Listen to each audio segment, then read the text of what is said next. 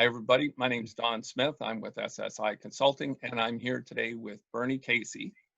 And today we're going to be talking about exiting or decreasing a stake in a business.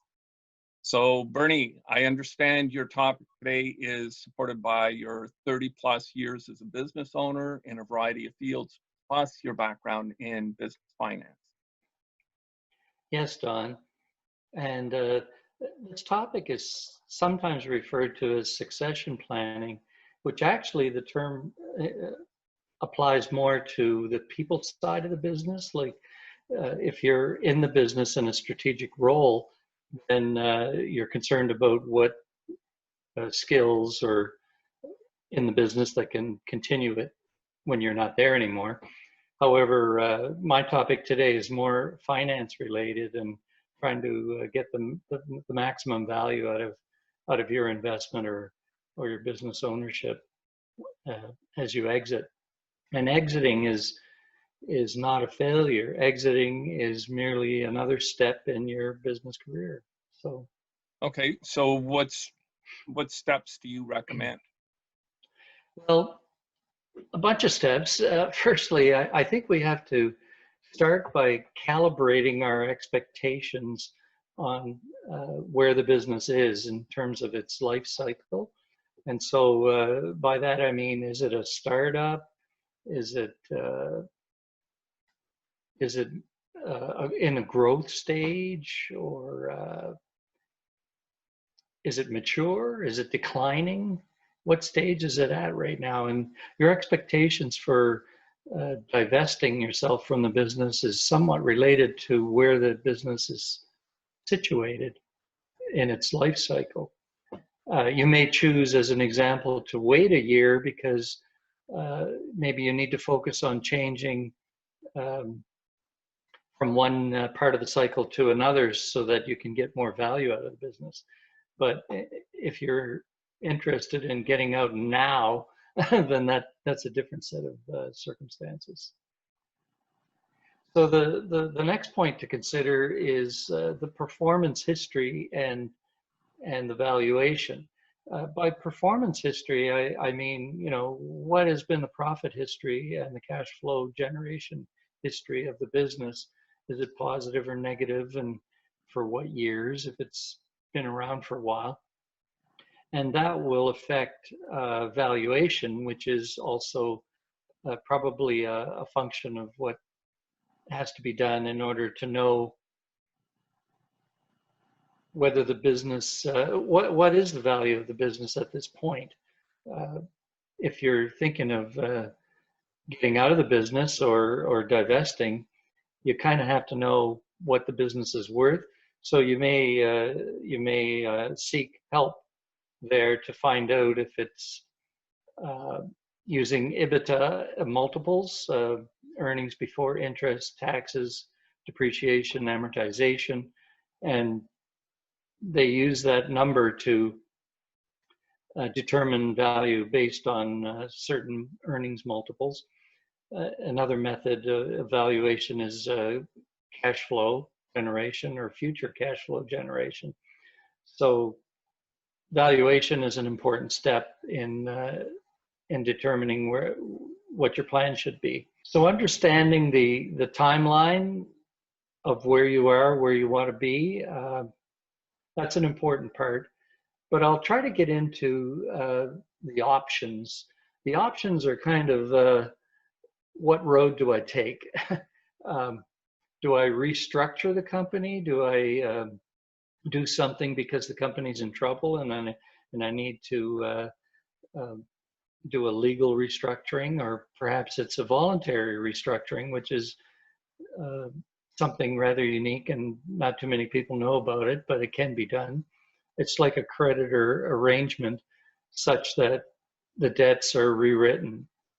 And with expert help, one can have this take place. Simply winding down the business is another option, and paying out the bills and seeing what's left over. Certainly refinancing it with debt or with investment is a a preferred way to go. Um, that usually leads to new ownership. I guess the wise plan is made up of a roadmap, not a 30-page report that tells you what to do for the next 3 years, but something that gives you step-by-step what to do, and having a guiding hand help you through this process. It's a complex process to exit something. And if you do it in desperation, you get very little. If you do it in a way that is very calculated and uh, gives you maximum value, that's a good way to go. It may take a little longer, and if done right, you'll be happy with the result. So my best advice at the end of this thing is, at the end of this conversation, is to get some help. I think that it's quite a burden to take this on yourself personally, and you should find some helpful assistance from a person who has done this before or knows what to do. And that's about it, Don. Why would a person be, what are some of the reasons why a person might be interested in exiting a business? A financial exit is, I've had this investment, or I own this business completely. I want to get out either for health reasons, or I don't think I can make the business do what it needs to do, or I'm very unhappy, or whatever the reason, it doesn't matter. But you want to get out intelligently, and so you need some assistance in guiding you to get out intelligently with the maximum value that you can. Yeah. I just think back to my own experience with this, exiting a business. Many years ago, I had a business. I left a civil service job to start my own business, and it didn't go as planned for a variety of reasons, one of being my own inexperience, right? And I thought I was doing the right things. It didn't work out that way. And so after about 2 years, I ran out of money, and I didn't see any other option for myself other than closing down the business and disposing of what assets that I had left, and paying off the bills. Mm-hmm. So that's well, sometimes when you're planning an exit, it may be wise to separate the assets, especially if you have property and so on, from the operational side of the business. You separate the two things, and you deal with the two things in a different way. I'll give you an example. There was a bookstore that decided, they did an evaluation. They figured out their building was worth $1 million and it had no debt. And so it was wise to sell the real estate and not worry about the operational side of the business, because the amount that it was generating was a lot less than the value of having $1 million in the bank. So there are many different aspects to exit. Yeah.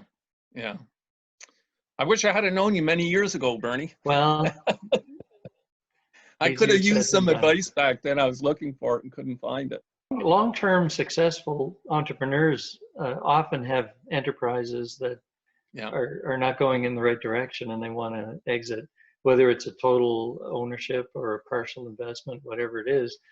And each is a unique situation that has to be handled in a certain unique way. So there are no pat answers to this thing, Don. Yeah. To our viewers out there, I would encourage you, if you have questions about this, reach out to us, right? Our contact information is in the description below. Bernie's got a lot of experience with this. So if you have some questions for him, reach out to us and talk to us, and we'll try to help. Thank you, Don. All right. Thanks, Bernie.